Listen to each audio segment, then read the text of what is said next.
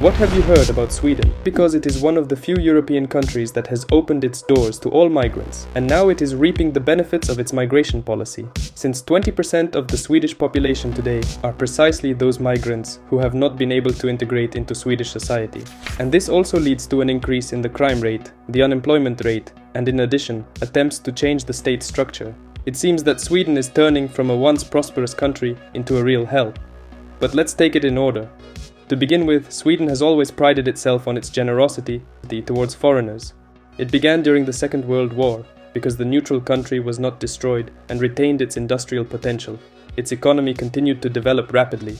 The kingdom needed labor, and therefore migration legislation was as lenient as possible. That's why Norwegians who fled the Nazis, as well as the Balts and Danish Jews, flooded into the country. Later, in the 60s, Sweden saw the most radical changes in their social system. The concept of the people's house began to enjoy popularity, which was based on the belief that everyone should contribute and where everyone cares about each other. And so time passed, and over time, Iranians, Chileans, Eritreans, Somalis and Kurds began to arrive in Sweden. And after the war in Yugoslavia, almost 700,000 people applied to Western European countries for asylum, and according to tradition, Sweden was the first to respond. In general, Sweden has begun to build a social democratic state, and loyalty to newcomers has become part of the Swedish identity. The state system provided social benefits not only to indigenous Swedes, but also to refugees. These benefits included housing, healthcare, quality education, parental leave, unemployment benefits, and more. In fact, they had everything, and after a while they all, like other refugees, organically fit into Swedish society, thereby filling the shortage of workers. And the cultural integrity of the kingdom has not been affected. It is worth saying that the Swedes were proud that they were able to successfully integrate immigrants, and they were confident in their system, which had been fine-tuned for years. But when the migration crisis broke out across Europe in 2015, Kurds, Somalis, Syrians, Afghans, Indians, and so on began to come to Sweden. Someone left their countries because of the war, someone was fleeing persecution, someone against the background of some acute social problems. Even Inspector Ulf Bestum, who at that time held the post of head of the Gothenburg Integration Department, told the Swedish press that representatives of 184 nationalities now live in Gothenburg alone, slightly less than in the whole vast Russia, and there are slightly more than 190 of them. However, the behavior of the new arrivals was very different from the previous ones.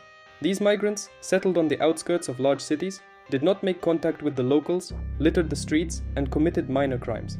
And in some places, their share reached almost 80% of the total population.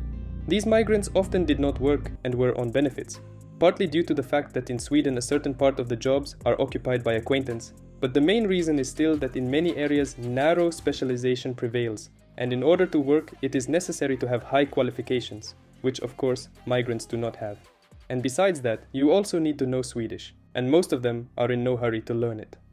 The number of robberies, rapes and shootings in the once prosperous Sweden has crossed all boundaries. The criminal situation in the kingdom, which was a direct result of an unbalanced migration policy, terrifies the neighboring countries, Norway and Finland, which are still relatively prosperous in this regard. For example, there were 4 fatal shootings in Norway in 2022, and over the same period, more than 60 were recorded in Sweden. Conflicts on racial and ethnic grounds are multiplying. It is increasingly possible to hear in the news how the percentage of rapes has increased in Sweden, and the country is being terrorized by various street gangs, which include those very young migrants who do not want to integrate normally in the country.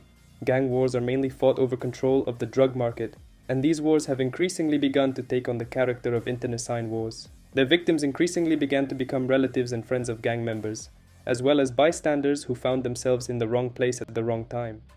And let me make it clear, just in case, that I have nothing against healthy migration.